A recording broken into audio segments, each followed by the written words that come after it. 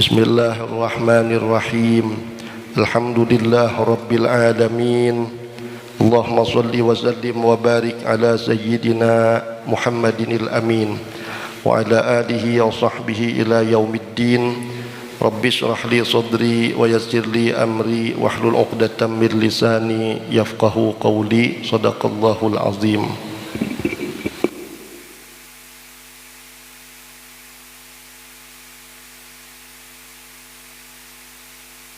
An Abi Hurairah radhiyallahu anhu qala Rasulullah sallallahu alaihi wasallam rubba qa'imin laisa lahu min qiyamihi illa sahru.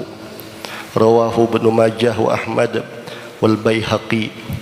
Artinya daripada Abu Hurairah radhiyallahu anhu, beliau berkata, Rasulullah sallallahu alaihi wasallam bersabda, berapa ramai orang yang mengerjakan solat pada waktu malam, tetapi yang diperolehinya daripada solatnya itu hanyalah letih berjaga malam.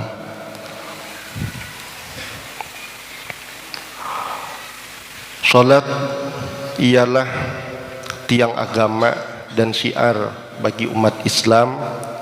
Allah Subhanahu wa ta'ala menyuruh hambanya mengerjakan solat supaya mereka selalu mengingatinya dan menghampirkan diri kepadanya. Oleh sebab itu, kalau kita solat, sempurnakanlah syaratnya, rukun dan sunat-sunat di dalam solat, supaya solat itu sah pada hukum zahirnya. Kemudian sempurnakan juga adab batinnya, yaitu khusyuk sewaktu mengerjakannya, karena ia merupakan roh dalam solat. Hati adalah tempat pandangan Allah Subhanahu wa ta'ala yang menentukan nilai kualiti solat tersebut.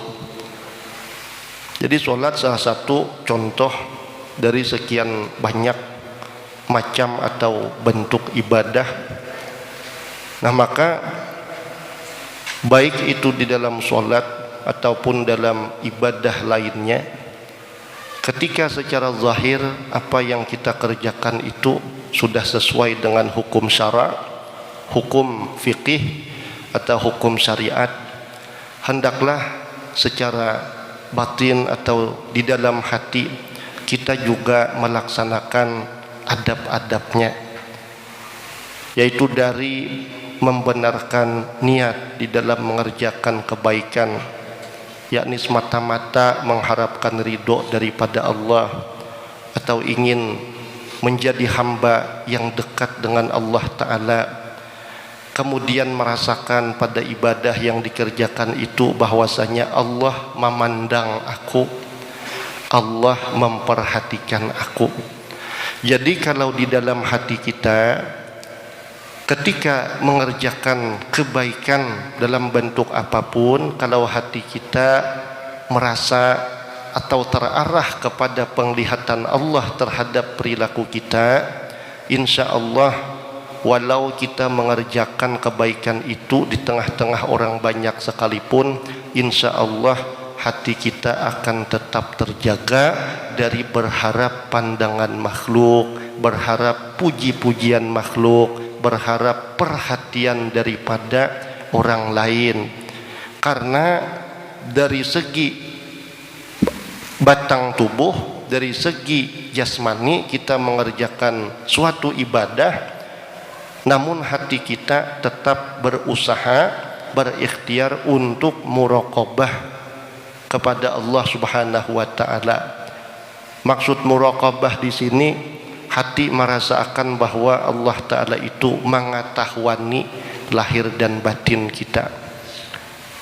Bukan hanya mengetahui awak kita nang menggawi suatu ibadah khususnya solat tadi, tapi mengetahui hati kita, apa maksud kita solat, apa tujuan kita solat, apa maksud kita menuntut ilmu, apa tujuan kita menuntut ilmu, Apa maksud kita bersedekah atau apa tujuan kita di dalam bersedekah itu. Sehingga dari situ apabila kita banyak merasakan bahwa Allah senantiasa mengetahui akan keadaan lahir batin kita, terutama di dalam mengerjakan perintahnya, kita selalu merasakan bahwa Allah mendengar, bahkan gretek hati kita sekalipun, kita merasakan bahwa Allah selalu memandang kita baik secara zahir atau batin, insya Allah kita akan tetap bisa menjaga niat dan tujuan di ketika kita mengerjakan suatu ibadah. Ibadahnya jadi apik, secara zahir hati pun menjadi apik jua. Bisa kita bayangkan kalau kita mengerjakan sholat walhal orang-orang di sekitar kita sedang memandang kita, tentu hati kita nih rasa ingar ada, bursiah jar ada nang tatahu pada aku. Pas aku tasalah rukuknya kah, seumpama sujudnya kah, duduk antara dua sujudnya kah, paisupannya aku. Sedangkan manusia memandang kita hanya sebatas zahir saja, dan manusia tidak mampu terus-terusan melihat kita atau mengetahui akan apa yang kita lakukan, baik itu benar ataupun salah. Tapi Allah Ta'ala bukan hanya kita beribadah di tengah-tengah manusia. Ketika kita beribadah sendirian, umpama di dalam kamar yang sepi lagi gelap, Allah Maha melihat akan gerak-gerik ibadah kita itu sesuaikah belumkah dengan aturan-aturan syariat. Allah Maha mengetahui apa maksud atau tujuan kita ketika mengerjakan ibadah tersebut. Nah, maka daripada itu ketika ibadah zahir seperti sholat tadi sudah sesuai dengan hukum syariat, maka yang menjadi babak penentuan nilai atau kualiti sholat tersebut adalah hati, niat tujuan kita sholat, niat tujuan kita menuntut ilmu, niat tujuan kita menunaikan ibadah haji ataupun umrah, niat ataupun tujuan kita mengeluarkan zakat atau pula bersedekah. Itu yang menjadi babak penentuan besar kecilnya kualiti atau nilai ibadah kita di sisi Allah Subhanahu wa taala. Niatnya bujur umpama, tujuannya sudah pas, tapi macam sembahyang tadi rukunnya ada tertinggal, tetap secara ilmu fikih batal atau tidak sah sembahyangnya. Secara hukum fikih sudah sesuai pulang, apa nang kita gawi daripada sholat sudah memelihara syarat sahnya, rukun-rukunnya, menghindari apa-apa nang makruh dalam sholat supaya kita jangan tagawi, menghindari apa-apa nang merusak sholat. Umpamane niat bujur tapi secara syariat banyak nang tertinggal rukun-rukunnya nang membatalkan sholat tagawi, maka tetap tidak bernilai di sisi Allah Subhanahu wa taala. Atau sebaliknya, rukun syaratnya sudah tunai, cuma niat dan tujuannya kada benar, maka nilainya pun rendah di sisi Allah taala, bahkan bisa jadi tidak bernilai sama sekali. Maka daripada itu, di samping kita memelihara ibadah zahir, baik gerak-geriknya ataupun ucapannya, maka hendaklah kita memelihara hati daripada meniatkan, memaksudkan, menunjukkan amal itu kepada selain Allah Subhanahu wa taala, supaya dipuji orang misalnya, supaya tenar, supaya disebut-sebut orang, bahkan supaya mungkin diwali-wali akan orang seumpama. Nah itu kan tujuannya tidak semata-mata mengharap ridho Allah atau tidak bertujuan untuk menghampirkan diri kepada Allah Ta'ala. Maka apabila seseorang itu sholat sedangkan hatinya lalai, berarti dia tidak menghargai pandangan Allah kepadanya. Ketika orang lain memandang kita, kita supan kada tahirani orang itu. Apalagi orang tuh memandiri lawan kita, rasa bersalah benar kita. Lamun kita sudah sadar bahwa aku tadi kada tahirani pandirnya, atau inya tadi lawas cangang-cangang enggak aku, cuma aku ingin nengaran perhatian tabagi, aku hanya sadar bahwa maksudnya cangang lan aku ini supaya aku bujur-bujur juga memperhatikan ke inya nih. Lebih lagi Allah Subhanahu wa Ta'ala, Allah yang selalu memandang hambanya ketika di dalam sholat, dan ketika hamba itu mengerjakan ibadah, ketika hamba itu membaca wirid puji-pujian kepada Allah Ta'ala, maka Allah akan memperhatikan hamba itu dengan perhatian yang khusus, dengan perhatian keistimewaan. Ketika Tuhan memperhatikan kita dengan perhatian yang khusus, namun kita tidak memperhatikan sidin, sama halnya kita kada menghargai pandangan sidin kepada kita yang sedang melakukan sholat, yang sedang menuntut ilmu, yang sedang membacakan ilmu dan ibadah-ibadah lainnya. Maka alangkah besarnya dusta seseorang karena lidahnya senantiasa mengucapkan di dalam sholat itu, wajjahtu wajhiya lilladzi fataras samawati wal ard, wajjahtu wajhiya lilladzi fataras samawati wal ard, aku menghadapkan mukaku kepada Tuhan yang menjadikan segala langit dan bumi. Muntung baucap itu, tapi hatinya tertuju kepada selain Tuhan. Muntung maucap aku menghadapkan mukaku kepada Tuhan yang menjadikan segala langit dan bumi, namun hatinya menyingati yang lain daripadanya. Sama halnya pada suratul Fatihah, kita maucap iyyaka na'budu, hanya kepadamu kami menyembah.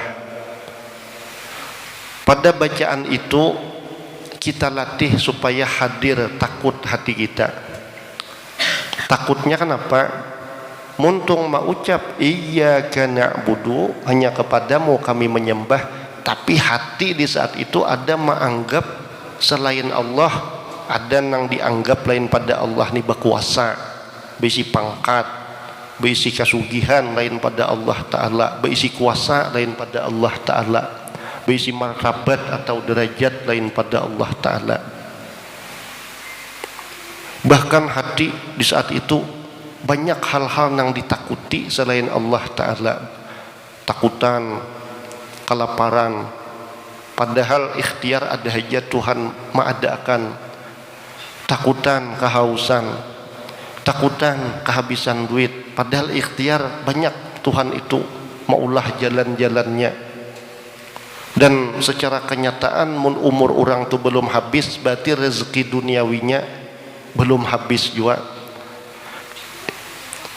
Iyyaka na'budu, hanya kepadamu kami menyembah. Hadirkan takut dalam hati. Mun aku berucap ke ini pas hatiku banyak nang ku takuti lain pada Allah Ta'ala, berarti berhadapan bamamantahan aku ini munafik lawan Allah Ta'ala. Tapi ada kalimat penghibur sesudahnya itu, wa iyyaka nasta'in, Iyyaka na'budu wa iyyaka nasta'in.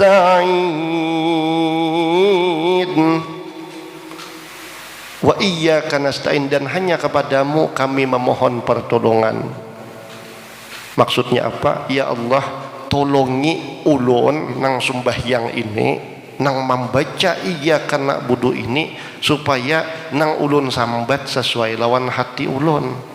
Ulun menyambat iyyaka na'budu, tolongi hati ulun supaya hati ulun ni kada mensyarikatkan pian, kada menyekutukan pian.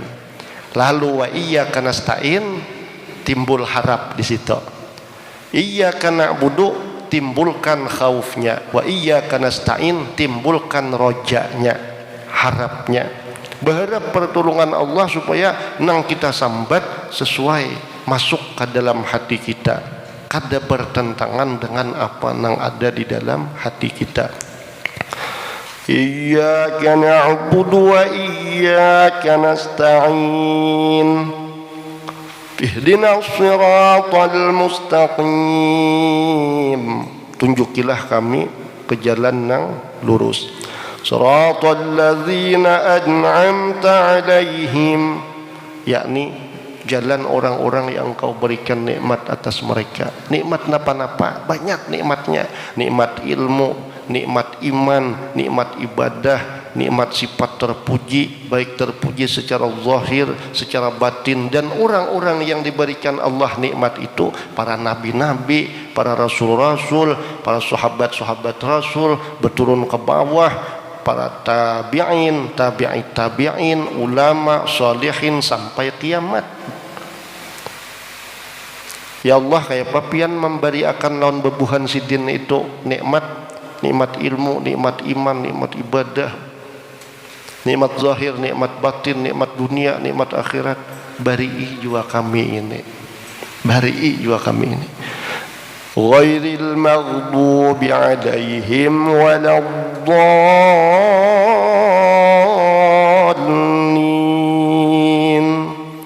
bukan jalan orang-orang yang Engkau murkai, dan bukan pula jalan orang-orang yang sesat macam iblis, syaitan, orang-orang kafir matan zaman manusia yang bahari kala sampai kiamat. Orang-orang nang pian murkai, ya Allah, kami berlindung kepada pian supaya pian jangan menjadikan kami termasuk dalam golongan orang-orang nang pian murkai, namun jadikan kami seperti mana keadaan yang Engkau kurniakan kepada orang-orang soleh mulai Nabi Adam sampai kiamat. Kurniakan juga lawan kami nang kayak itu. Jadi bila iyyaka na'budu, hadirakan takut dalam hati. Wa iyyaka nasta'in, nah di situ harapnya, berharap akan bantuan pertolongan Allah Ta'ala supaya nang disambat itu sesuai lawan hati.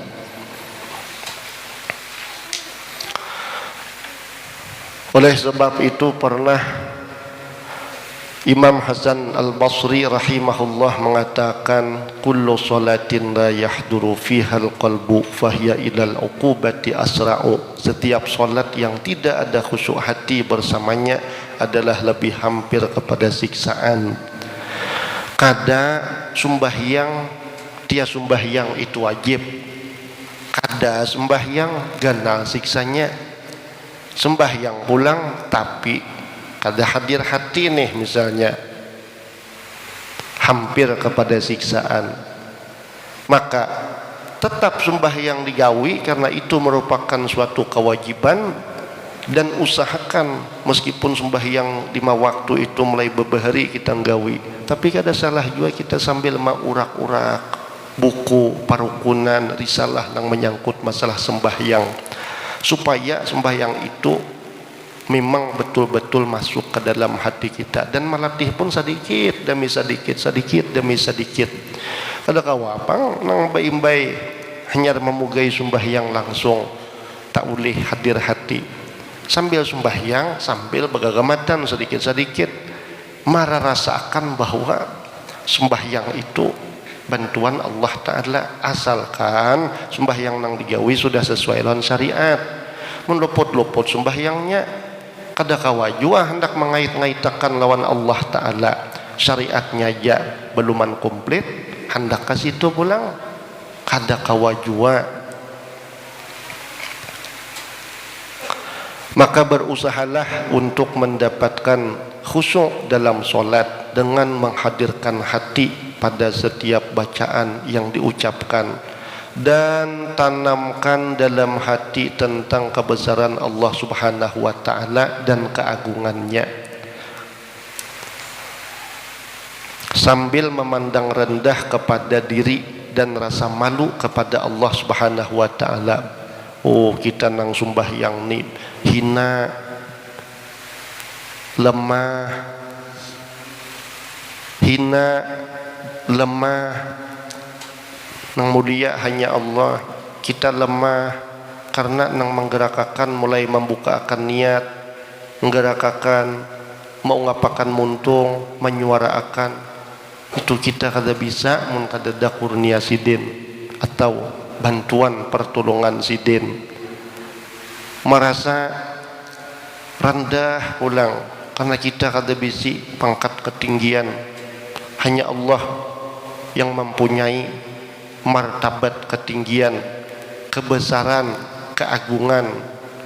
Ada nang lain-lain pada Allah tuh sidin juga nang menolongi. Si anu punya martabat, si anu punya ketinggian, si anu punya derajat, si anu punya pangkat. Allah Ta'ala juga nang menolongi, ngintugin kada kekal juga. Allah nang kekal abadi kebesaran sidin, kemuliaan sidin. Lalu rasa hina, rasa supan lawan Allah Ta'ala, disertai pula rasa kerisauan terhadap amalan yang telah dilakukan, sama ada diterima ataupun tidak. Segair luku kada diterima oleh Allah Ta'ala, cuma sambil berharap supaya sembahyang kita diterima Allah, dan sambil kita kada putus-putusnya memperbaiki ikhtiar kita dengan solat itu. Nah, namun perlu pula disertai dengan harapan yang besar agar solat kita yang tidak sempurna sepenuhnya diterima di sisinya, bukan karena keindahan solat yang kita lakukan hanya semata-mata, tetapi dengan limpahan kurnia daripada Allah Subhanahu wa Ta'ala. Nah, ini saja yang dapat ulun sampaikan. Banyak-banyak minta ampun atas segala kekurangan ataupun kesalahan. Mudah-mudahan yang disampaikan ini bermanfaat ganal, baik bagi tukang baca sekeluarga ataupun bagi pendengar beserta ahli keluarga masing-masing. Manfaat zahir, manfaat batinnya. Mudah-mudahan kita, ahli keluarga dan zuriat-zuriat kita, Allah jadikan hamba-hambanya yang istiqamah menuntut ilmu manfaat, dibukakan pemahaman, diistiqamahkan dalam mengamalkannya, diluaskan ikhlas di dalam hati sampai pada masa umurnya habis di dunia memperoleh husnul khatimah.